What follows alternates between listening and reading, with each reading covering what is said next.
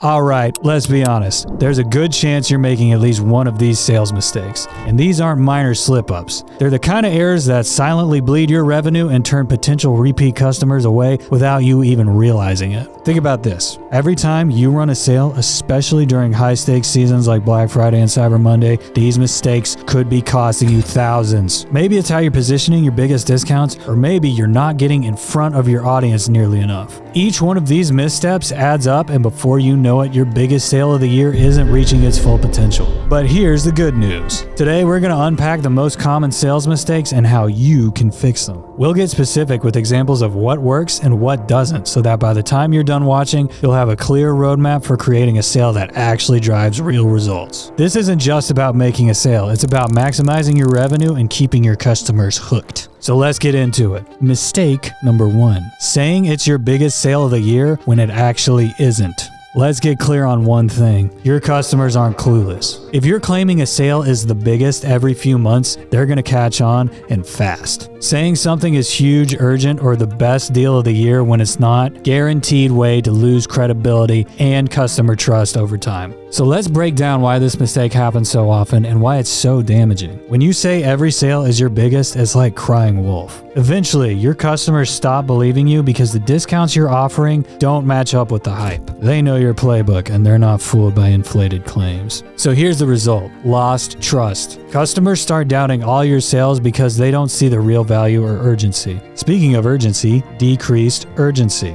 If you always offer the biggest discounts, people are going to hold off because they're expecting even bigger ones later. Diluted brand value. When everything's a huge deal, nothing feels special. Your brand loses its impact. If your biggest sale of the year is available year-round, your customers will start waiting you out, holding off on purchases because they're expecting bigger deals down the road. And that can kill your conversions during key sales periods. So here's what to do instead. If you want customers to take your sales seriously, save the truly big discounts for when it counts, like Black Friday or Cyber Monday, or maybe a specific anniversary event. Let's say the absolute highest discount you can offer is 40%. Don't throw it out there every month. During your regular sales, keep discounts lower, maybe around 15 to 30%, and promote them as being limited time offers rather than the biggest sale. This approach keeps your brand trustworthy and makes real discounts feel exciting when they do show up. Instead of saying biggest sale ever, go with our biggest discount of the season or biggest discount until Black Friday. This sets clear expectations. When you finally hit them with that 40% off, they'll know it's the real deal and they'll be ready to act. Mistake number 2, not getting in front of your subscribers enough. One of the biggest mistakes that brands make during a sale, assuming that a single email or message is enough to drive results. People's inboxes are flooded, especially during peak shopping times like Black Friday and Cyber Monday, and there's a good chance they'll miss that first message. If you're only reaching out once or twice, you're setting yourself up to be overlooked. Now, here's why this is critical. Customer distractions. People are constantly bombarded by notifications and emails, especially during busy shopping seasons.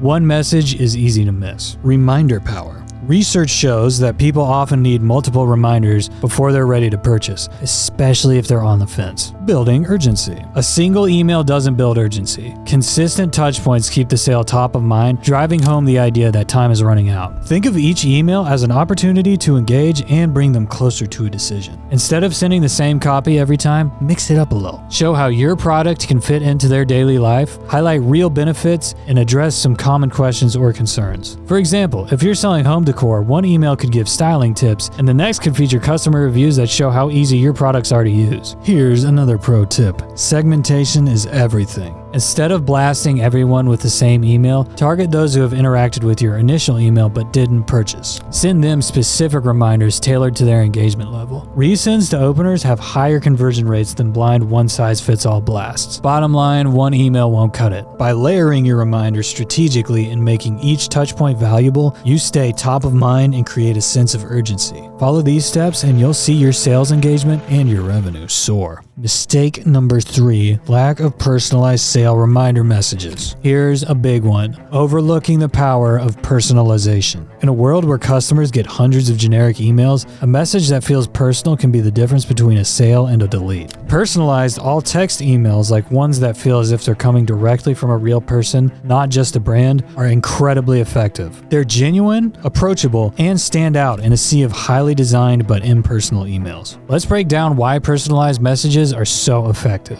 People respond to messages that feel like they're from a real person rather than a faceless brand. Personalized messages from a founder or team member build trust, making customers feel like they're receiving exclusive special attention. So, how do you make these messages feel personal without sounding like a copy-paste job? Here's a winning approach. Use simple all-text emails that feel like they're coming directly from you or a team member. Keep it conversational and sincere without overwhelming the reader with product photos and graphics. Take this example from Simpler Hair. They keep their message clear, personal, and direct, focusing on the customer's experience and needs rather than on heavy visuals. When done right, this approach can actually outperform graphic-heavy emails because it feels authentic and personal. Here's the key though: don't overuse this. If you're sending personal emails every time you have a sale, they lose their magic. Keep them exclusive and tailor each message to the specific sale so it feels fresh rather than a rehash of previous campaigns. Let's look at a few tips to make personalization feel real. Instead of info at your brand or no reply, use a specific person like the founder or a team member's name.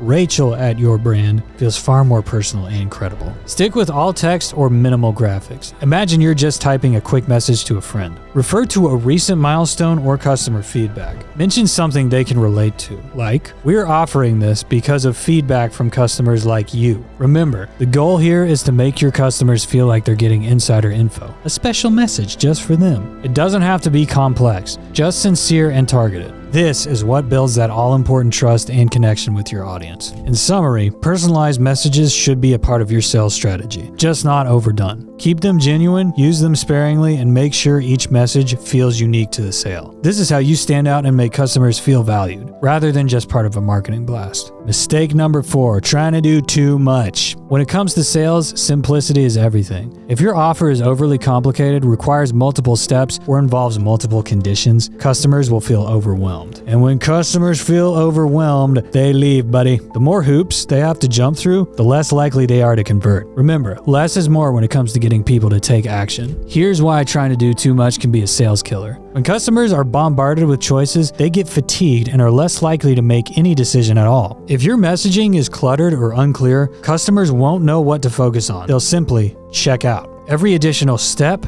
condition, or piece of info required to complete a purchase lowers the likelihood of conversion. Keep your offer straightforward. Instead of a complex multi-step discount process, consider using custom links that auto-apply the discount at checkout. This removes the extra step of entering a code, making the process seamless. If you're offering multiple discounts, make sure the messaging is clear and easy to follow, and don't overdo it. Now, let's talk about how this simplicity translates to your emails. Don't fill your sales email with 10 different product options, links to follow your social media, and sign-up prompts. A cluttered email feels chaotic, and that feeling carries over to how people engage with your sale. Focus on one clear call to action, highlighting just a few key products, and leave out anything that isn't essential. Here are some key points to keep your messaging simple and impactful. Don't dilute your focus. Choose one core message for each email or SMS campaign. Showcase just 2 or 3 bestsellers. Avoid overwhelming customers with too many options. Keep the email CTA straightforward. Direct them to the sale, not to social media or other sections of your website. Check out this example from Nominal. The visuals are clean, the message is direct, and the CTA is clear.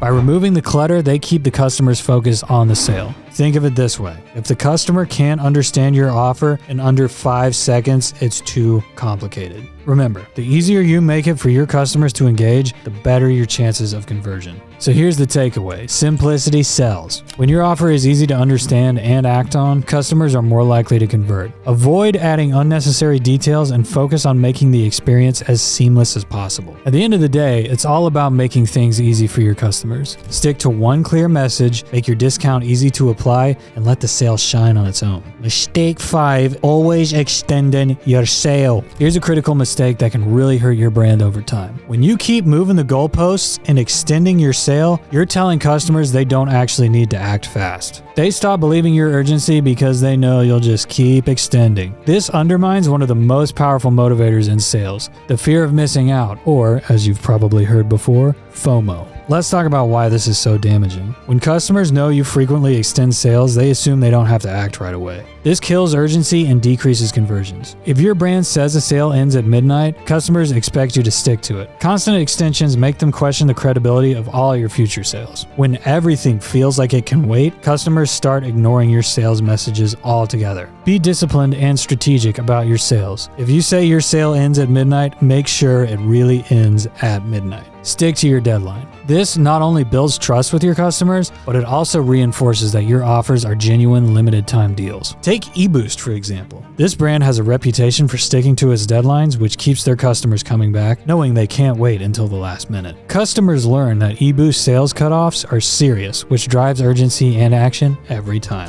Now, this doesn't mean you can't ever extend a sale, but if you do it too often, it becomes expected. When you occasionally extend, it should be a rare strategic move, not for every single sale. Use it sparingly. That's what makes it effective. Here's how to keep your sale extensions effective without hurting your brand's credibility. Decide before the sale if you'll extend, but keep it as a backup. Only use it if your sale has already performed well and you just want to capture a few additional sales. Limit sale extensions to your biggest events like Black Friday, Cyber Monday, or your brand anniversary, so they feel special and rare. Announce it as a surprise extension. Frame it as a last-minute gift to customers, something special they didn't expect. This way, it feels more like a bonus rather than part of the normal routine. When you strategically stick to your deadlines, you create a genuine sense of urgency. Your customers learn that when you say last chance, you actually mean it, and they'll be more likely to act before that deadline in the future. So here's the bottom line. Urgency only works when your customers believe it. Stick to your deadlines, avoid constant extensions, and keep urgency real. When you do extend, make sure it's rare, planned, and communicated as a true surprise. So resist the urge to extend every sale. Consistent deadlines build trust and reinforce that your sales are truly limited time. When you stick to your rules, you'll see stronger results and a more loyal customer base. Mistake number 6, forgetting about everyone else on your list during your sale. When a big sale is live, it's easy to focus all your attention on new customers or those actively browsing. But here's a mistake many brands make, forgetting about the rest of their list. If you've got customers on subscriptions, recent buyers, or people who have already taken advantage of the sale, you still need to keep them engaged. Neglecting them can lead to long-term disengagement and even higher churn.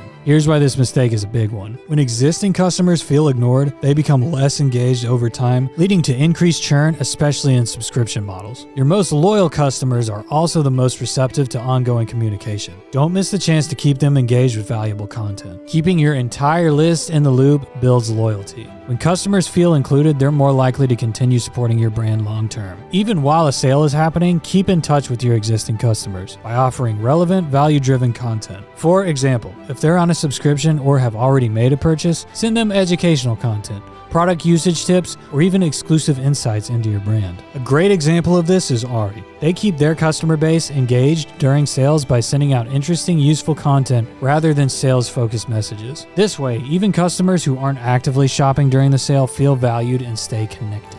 Now, this doesn't mean you need to create entirely separate campaigns. Just make sure that those who have already bought or are on subscriptions are still receiving content that feels relevant and valuable. This keeps them from feeling like they're missing out or being forgotten. Here's a quick framework to keeping existing customers engaged during your sale. Share how-to guides, styling tips, or creative uses for your product that keep them interested without pushing more sales. Give subscribers or past purchasers a behind-the-scenes look at your brand. What's coming up next? Product development insights, or even early access to future collections. Encourage them to share how they use your products on social media or invite them to participate in a giveaway. Remember, your relationship with customers doesn't end once they make a purchase. By keeping them in the loop with valuable non-sales content, you're reinforcing that they're an important part of your community. This approach helps them stay engaged and ensures that they're more likely to repeat purchases down the line. When you keep all your customers engaged, not just the ones shopping during the sale, you build long-term loyalty and prevent churn. Little attention to your existing audience goes a long way. So, keep in mind, your sale isn't just for new customers. By engaging everyone on your list, you're showing that you value them all, not just their purchases. This is how you build a customer base that sticks with you for the long haul.